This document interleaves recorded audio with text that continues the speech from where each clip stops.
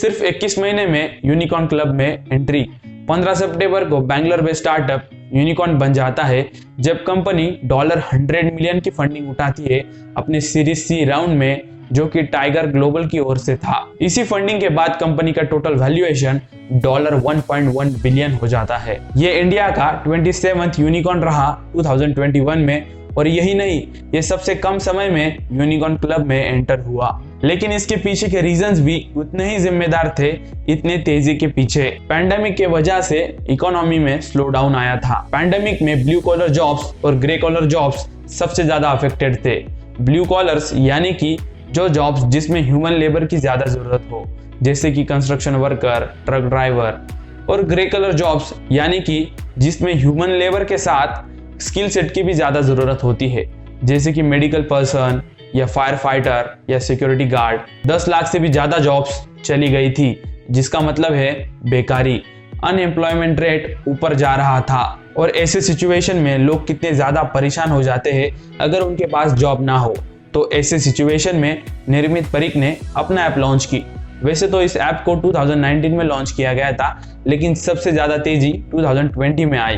अपना विशेष रूप से जो पहली बार इंटरनेट यूजर्स है उनको प्रोफेशनल अपॉर्चुनिटी, कोलैबोरेट और न्यू स्किल सिखाने में मदद करता है। एक बार प्लेटफॉर्म के ऊपर जॉब खोजने वाले अपनी पर्सनल इंफॉर्मेशन डालते हैं, तब उस इंफॉर्मेशन को एक वर्चुअल बिजनेस कार्ड की तरह बनाया जाता है और फिर उस इंफॉर्मेशन को या उस कार्ड को आगे पोटेंशियल एम्प्लॉयर्स के पास फॉरवर्ड किया जाता है। और अपने ऐप के ऊपर कंपनी दावा करती है हायरिंग प्रोसेस को 48 घंटों में कंप्लीट किया जाता है, जिससे कैंडिडेट को रिक्रूटर्स के साथ कनेक्ट किया जाता है। यानी कि 2 दिन में रिस्पॉन्स आपको मिल जाएगा। और जब आपको जॉब की जरूरत हो और 2 दिन में रिस्पॉन्स आ जाए तो शायद ही कोई ऐसा होगा जिसे जॉब की जरूरत हो और वो इस प्लेटफॉर्म पर ना आए। इस स्टार्टअप का नाम एक रैप सॉन्ग में से लिया गया है, जिसका नाम है अपना टाइम आएगा, जो गली बॉय फिल्म में से एक गाना है, क्योंकि अपना टाइम आएगा।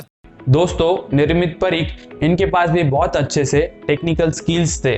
आपको लगता होगा निर्मित परीक इन्होंने एक कंपनी शुरू की तो भैया इनको बहुत जल्दी सक्सेस मिलती गई होगी।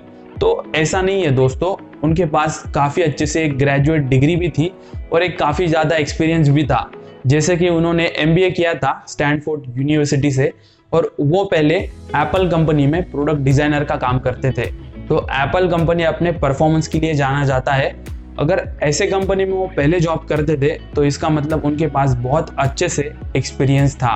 वो जानते थे कि प्रोडक्ट को कैसे डिज़ाइन करना चाहिए और प्रोडक्ट के ऊपर कैसे काम करना चाहिए। निर्मित परीक ने पहले भी एक स्टार्टअप किया था जिसका नाम था इनकॉन।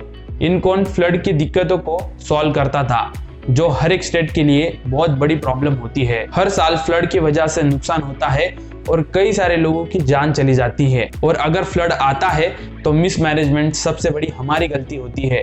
पानी किस दिशा में जाना चाहिए इसका मैनेजमेंट ना हो तो बहुत ही बड़ा नुकसान हो जाता है। तो निर्मित परीक ने टेक्नोलॉजी की मदद से डैम का ऑटोमेशन कर दिया, जिससे फ्लड के पानी को कंट्रोल किया जा सके, और वो इस मिशन में सक्सेसफुल भी हुए। गुजरात में इस टेक्नोलॉजी का इंस्टॉलेशन किया गया।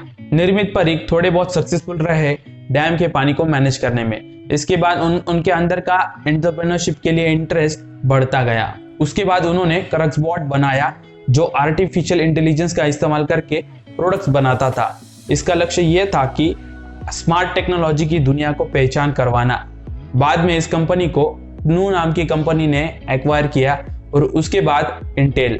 अपना ने कोलैबोरेशंस भी किए हैं गवर्नमेंटल और प्राइवेट इंस्टीट्यूशंस के साथ, जैसे कि ministry of minority affairs, UNICEF, national skill development corporation और दूसरे भी इंस्टीट्यूट आते हैं जो एप्लीकेंट्स को स्किल डेवलप करने में हेल्प करते हैं। दोस्तों, इसके पहले भी स्टार्टअप ने कई सारी फंडिंग उठाई है, जैसे कि ओल्ड वेंचर्स, GSV वेंचर्स या इनसाइड पार्टनर्स। इन जैसे स्टार्टअप फंडिंग पार्टनर्स के साथ इन्होंने कई सारी इसके पहले भी फंडिंग उठाई है। अपने ऐप का प्रेजेंस करीबन 28 सिटीज में है, जैसे कि बेंगलुरु, हैदराबाद, पुणे, मुंबई, इन जैसे कई सारे सिटीज में अपना ऐप का प्रेजेंस है। हर महीने इस प्लेटफॉर्म की मदद से 15 मिलियन इंटरव्यूज होते हैं और एम्प्लॉयर्स यानी कि जो जॉब ऑफर करते हैं उनमें Flipkart, big basket, Amazon, Byju's, Swiggy, phone पे और कई सारे एम्प्लॉयर्स होते हैं। अब यह स्टार्टअप एक्सपांड करने की प्लानिंग कर रहा है,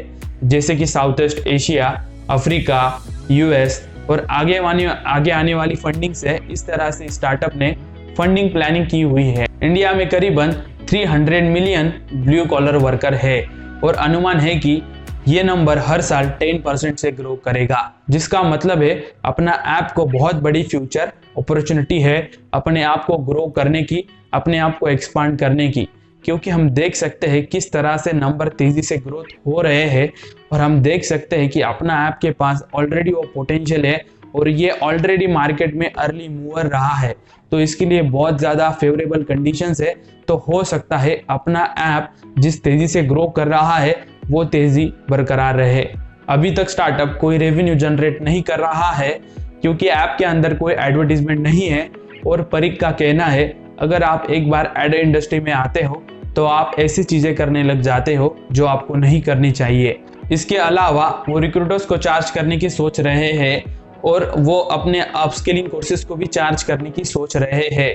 और परीक ने ये भी कहा अपना ऐप फ्री में भी कुछ कोर्सेज देगी और प्रीमियम वर्जन इंडिविजुअल के लिए होगा जिसको ज्यादा ही कुछ पर्सनल हेल्प लगती हो। अपना के कॉम्पिटिटर्स को देखकर अपना ऐप अपने आप को किस तरह से बड़ा करता है ये आगे देखेंगे। वैसे ही आप लोग इस चैनल को अपना खुद का समझकर बड़ा करना। Thank you.